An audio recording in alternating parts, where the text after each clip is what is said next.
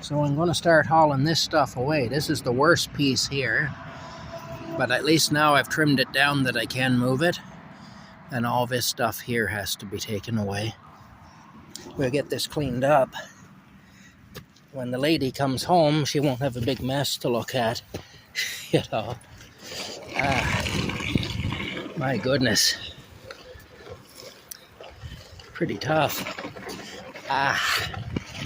Holy smokes. This was hard to cut last night because it's all waterlogged. Waterlogged wood is the worst. It'll actually grab your saw. Holy smokes. All right. Nearly there. I need to stop for a minute. I really shouldn't be doing this in my good clothes, I guess. All right. I'll pick this up in a minute and finish the trip. Yeah. Lots of little buildings.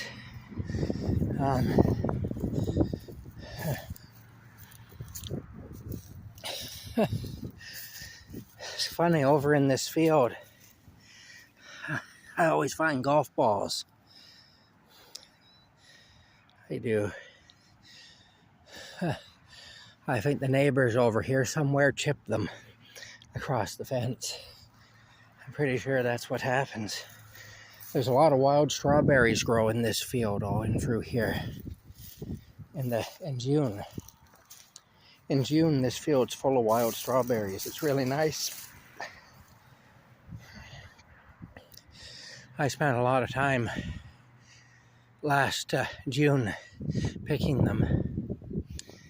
Anyway, I really don't want to pick this up again, but I need to. I know that. I need to pick it up again, get it moved. All right, if you start a job, you got to finish it after all. Unless you keel over dead, of course, before you finish it. Then you get a pass. All right, now. Then you're exempt. Holy smokes.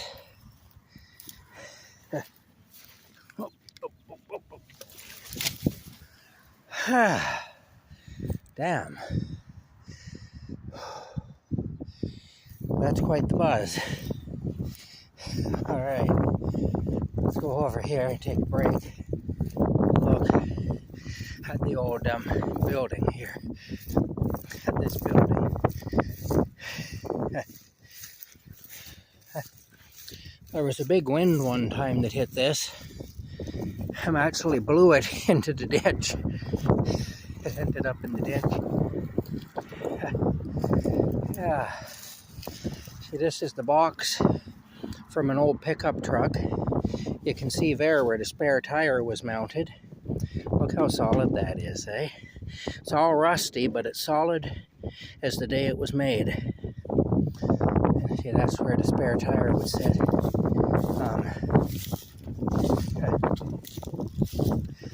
Yeah, let's go inside.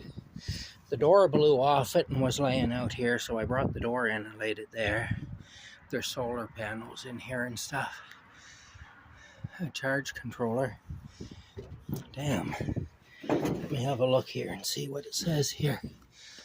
The charge controller.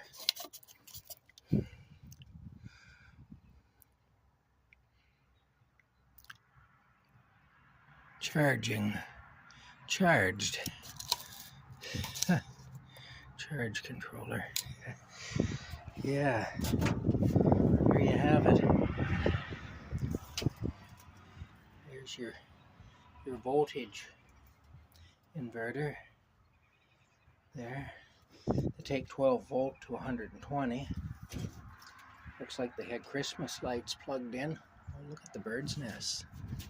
Are there eggs in them? Don't see any eggs in that one. Let's look up here and see.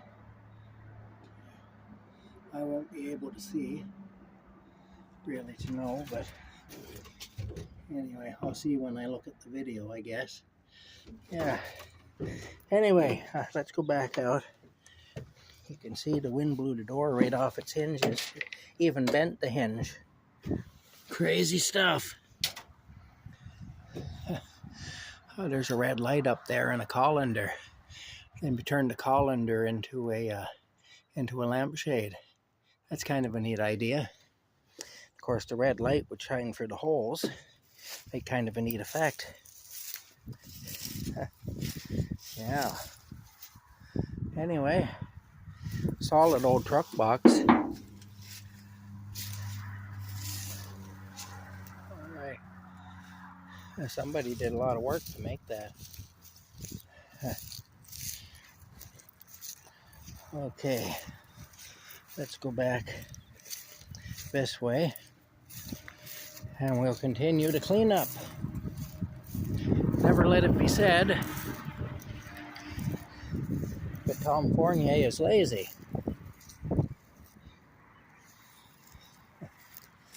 I was just looking and wondering, is that another golf ball or the same one? I think it might be the same one. I find them all over this field. It's funny.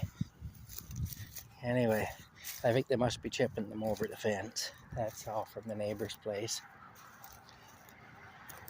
Let's go back here. I don't really care if they do that, as long as I don't happen to be in the field and get hit in the head and knocked out or something by one. That'd make me a little grumpy. But otherwise, it don't matter to me.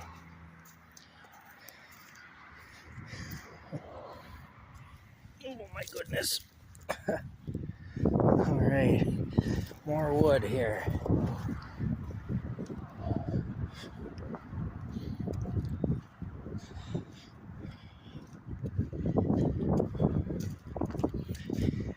You know, that one piece of wood took so much out of me. You can see it dug right into the ground. It's so heavy.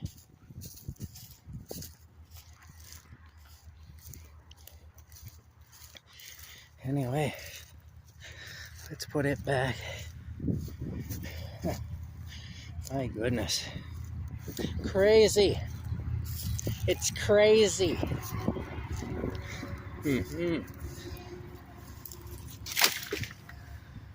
And who would know better about that than me, a resident of Camp Crazy?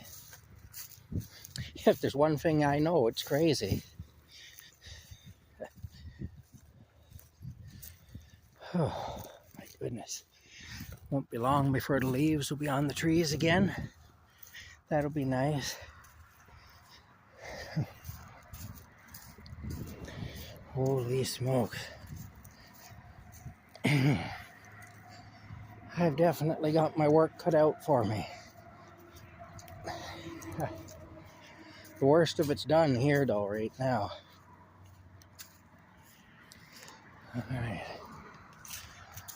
Alrighty then. Well.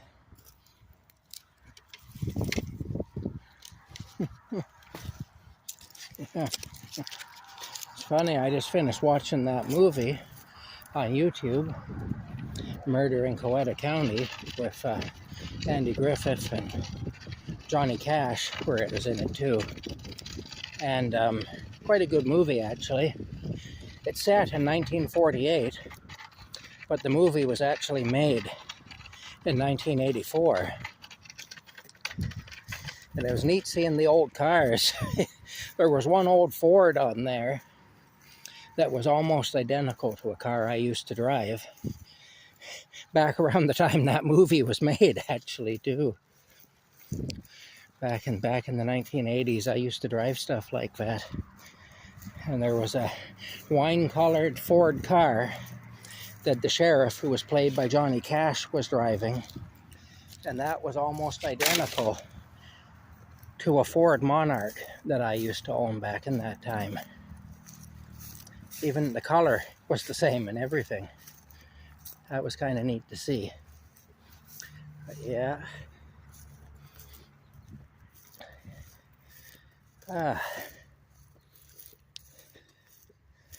My goodness. Of course, around here in the 1980s, there were still so many of those cars around. You couldn't hardly give them away. Nobody wanted them. And I remember people laughing at me for driving that stuff, you know. I had one friend that took a look at that Ford that I had. He took one look at it, and he said, "Oh, all cars are good for is burning gas and having accidents." That really wasn't true. You weren't any more likely to have an accident in an old car than you would be in a modern car. The problem would be, though, if you did have an accident, then you were more likely to be killed because, you know, being thrown around inside the car or being thrown out of the car or whatever, or having the steering post come in on you and impale you, which could happen. There was any number of ways you could die in those old cars if you did have an accident, but you really weren't any more likely to have an accident. In fact, driving that stuff, I think, would make a person a better driver. I think it did me, because I started out driving cars where I knew if I got into an accident, I was either going to be dead or screwed up for life, you know, and there'd be no getting out of it once an accident happened. Plus, you have to have a lot of skill with a car. You have to be good at handling a car to drive one of those things. You have to be real good at anticipating things up ahead. You have to be very watchful. You have to be very good at reacting to things properly that are going on around you and ahead of you.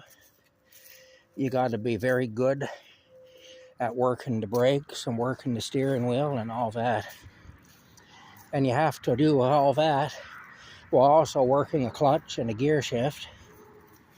And even the way you start them, you have to get to know how carburation works and so on to be able to start them properly and whatnot. And so you get that you understand the workings of a car intimately when you're driving something like that. Because if you don't get that you understand the workings of a car intimately, then your odds of dying in the car go up considerably, you know. But as far as having an accident goes, you're no more likely to have an accident in one of those than you are in a modern car, really. It's just that most cars didn't afford you a lot of protection. If you were in an accident, you know, there wasn't a whole lot of protection there for you. And so being aware of that would make you very cautious. And you'd learn quickly, as I did. And I made a few mistakes early on, especially driving on slippery, windy, hilly roads, where I downshifted when I shouldn't have, or whatever, going downhill on ice. And you make that mistake once, and if you survive it, you never do it again, because it throws such a scare into you that you never forget, I'll tell you. And the hard lessons are the lessons best learned, I've always found. And believe me, in this life, I've learned a lot of hard lessons. Partially because I'm foolish, and partially because I've had a little bad luck here and there, too, along the way.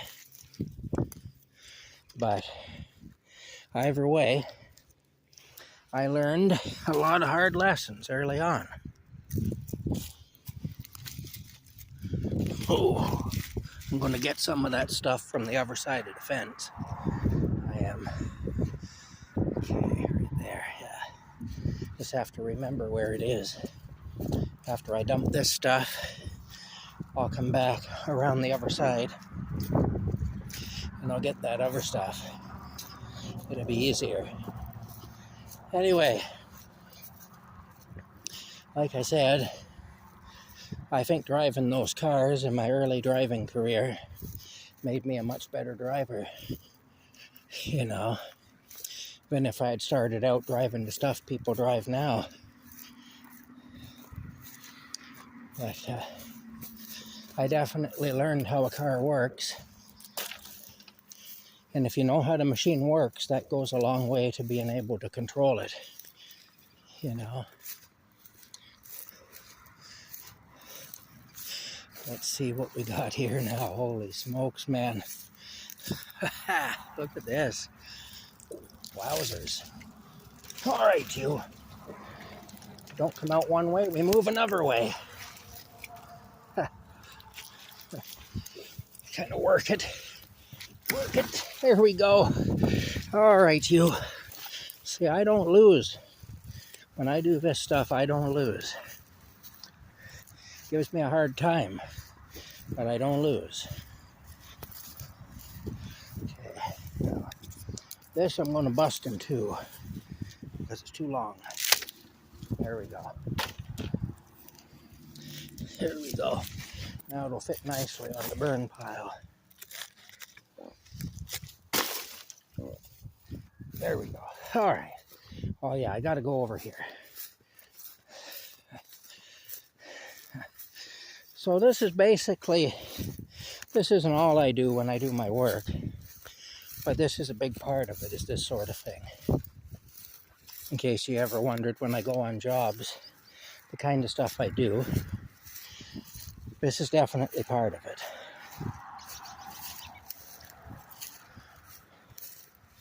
Now at one job I go on, I have the use of a chainsaw and a tractor with a trailer behind it. And that helps an awful lot, for sure. But I don't always have those luxuries. And sometimes I work just the way I'm working now. And I enjoy it. I get my arse kicked on a regular basis doing this, but I enjoy it. And honestly, it probably keeps me... There goes a rabbit. You probably didn't see that. You just see the white tail going there, but the rabbit just flew across that way. Yeah. Oh, there's some geese. Hold on here. There they are. Oh, there they are. Geese. It's good to see them back. When the geese are back, that means that the good weather's coming too. Although tomorrow's supposed to be a pig of a day around here. They're saying tomorrow's going to be windy and rainy and just generally nasty. Not like today at all. Today's been pretty nice, other than that there's been some wind. Some excessive wind is all. All right. Well, let's go over here. I'll go back over the other way. I will. Anyway, I say, you know, I come out here and do this kind of work. I see the rabbits. I see deer sometimes. All sorts of things. I'm out in the sunshine getting my vitamin D.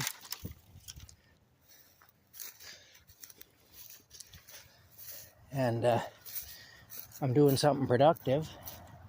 And at the end of it, I can actually see the difference I've made for what I've done. And that's a really nice thing. It's a very satisfying thing. Anyway, all right. I'll turn this off now. I'm going to finish cleaning up here. When I'm done, I'll show you the end result.